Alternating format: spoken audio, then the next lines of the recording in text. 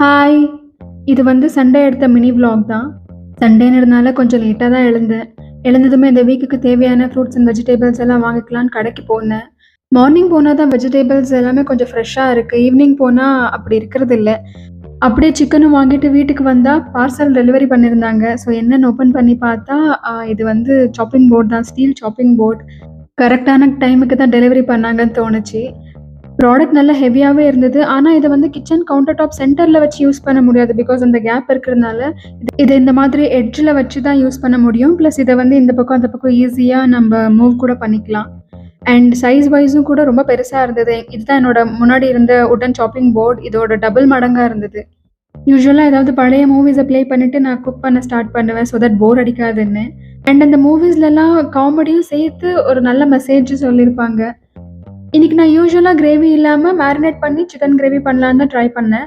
So அதுக்கு பச்சை மிளகாய், இஞ்சி, பூண்டு, கொத்தமல்லி, புதினா எல்லாம் சேர்த்து கொஞ்சம் தண்ணியாவே அரைச்சுக்கிட்டு, அப்புறம் தயிரு, கொஞ்சம் மிளகாய் தூளும், உப்பும் போட்டு நல்லா மிக்ஸ் பண்ணிட்டு, நல்லா மேரினேட் ஆகட்டும்ன்னு மூடி வச்சுட்டேன்.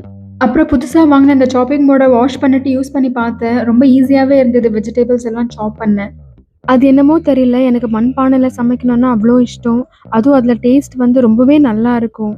ஆனா மண்பானையிலயும், இரும்பு பாத்திரத்திலயும் சமைச்சோம்னா, சமைச்ச உடனே வேற பாத்திரத்துக்கு மாத்திடணும்னு சொல்லுவாங்க. அது ஏன்னு தெரியல. உங்களுக்கு யாருக்காவது அது ஏன்னு தெரிஞ்சா ப்ளீஸ் சொல்லுங்க. எண்ணெய் சூடானதுமே பட்டை, லவங்க, ஏலக்காய்லாம் போட்டு வெங்காயம், தக்காளி எல்லாம் போட்டு நல்லா வதங்குனதுக்கு அப்புறமா, மஞ்சள் தூள், மல்லித்தூள், மிளகாய் தூள், கரம் மசாலா தூள் எல்லாம் போட்டு, உப்பையும் போட்டு நல்லா மிக்ஸ் பண்ணி மூடி வச்சுட்டேன். அதுக்கப்புறம் கிரேவி ஒரு திக் கன்சிஸ்டன்சிக்கு வந்ததுக்கு அப்புறமா கொஞ்சோண்டு பட்டர் மட்டும் ஆட் பண்ணி திரும்ப மூடி போட்டு மூடி வச்சுட்டேன். ஒரு 2, 3 மினிட்ஸ்க்கு அப்புறமா மூடி தொறந்து பார்த்தா நல்லாவே எண்ணெய் பிரிஞ்சு கிரேவி வந்திருந்தது. அப்புறம் கேஸ் ஆஃப் பண்ணி அப்படியே வச்சுட்டேன். அதுக்கப்புறம் கொஞ்சம் டேஸ்ட் பண்ணி பார்த்தேன். நல்ல ஒரு ஹோட்டல்ல வாங்கி சாப்பிடுற கிரேவி மாதிரியே இருந்தது. அன்னைக்கு ஃபுல்லாவே வெதர் இப்படி தான் ரொம்ப ப்ளசன்ட்டா இருந்தது. அதுக்கப்புறமா ஈவினிங் நானும் என் ஃப்ரெண்ட்ஸ் எல்லாம் சேர்ந்து மூவிக்கு போலான்னுட்டு டிக்கெட் புக் பண்ணியிருந்தோம். ஸோ அதுக்காக நான் ரெடி ஆயிட்டு இருந்தேன்.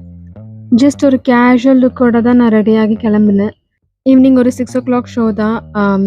நாங்க புக் பண்ணியிருந்தது டூரிஸ்ட் ஃபேமிலி மூவி. நல்ல ஒரு ஒன் டைம் வாட்சபிள் மூவி தான்.